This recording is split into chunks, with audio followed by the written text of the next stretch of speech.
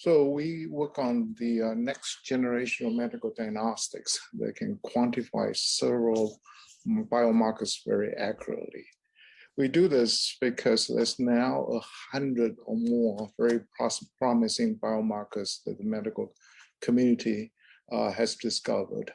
But if you look at the current diagnostic device, you'll see that even though the average is very promising, here I'm still showing overexpression of miR-21 for cancer patients, but error bars are simply too big to make it viable.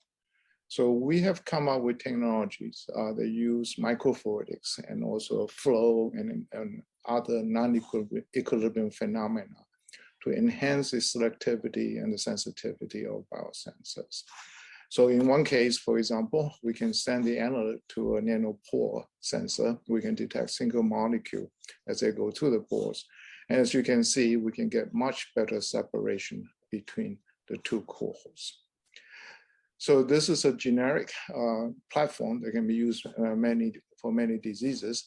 So in the last 10 to 15 years, we worked on several diseases, including cancer recently.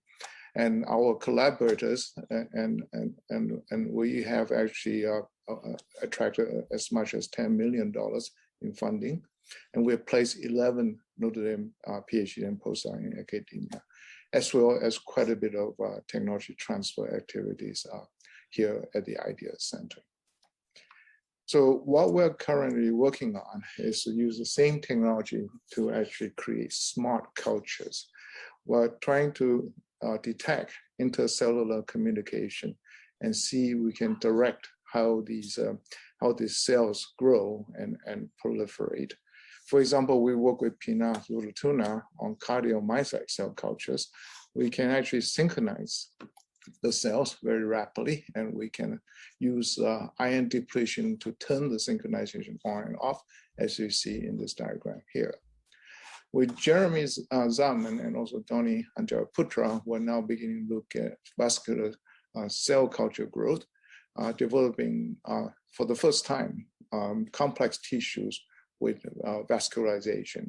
Again, we use the same technology to do sensing and also to direct the ions to different locations on the cells, essentially to listen in on how the cells communicate and also participate in the conversation.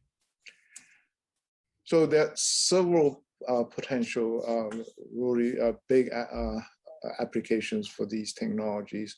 Other than quantitative diagnostics, we can create these smart cell cultures for regeneration purposes, deriving tissues, complex tissues with vascularization within them.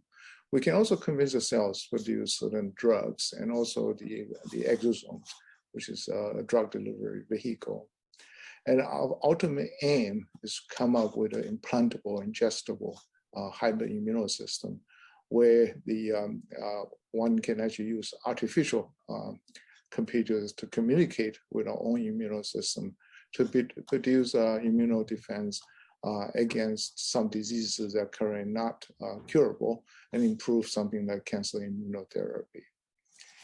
We have much of the expertise necessary in-house for these applications.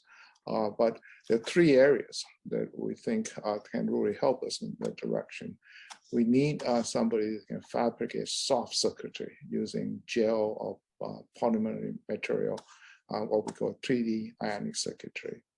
We also like to enlarge our repertoire of molecular circuitry.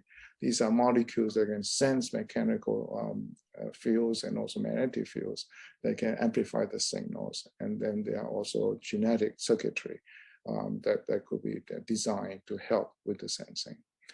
And finally, we would like to really integrate the latest quantum biosensors to detect chiral molecules, to actually tune the molecular interaction between molecules, and use quantum entanglement, for example, to detect very, very sensitive events.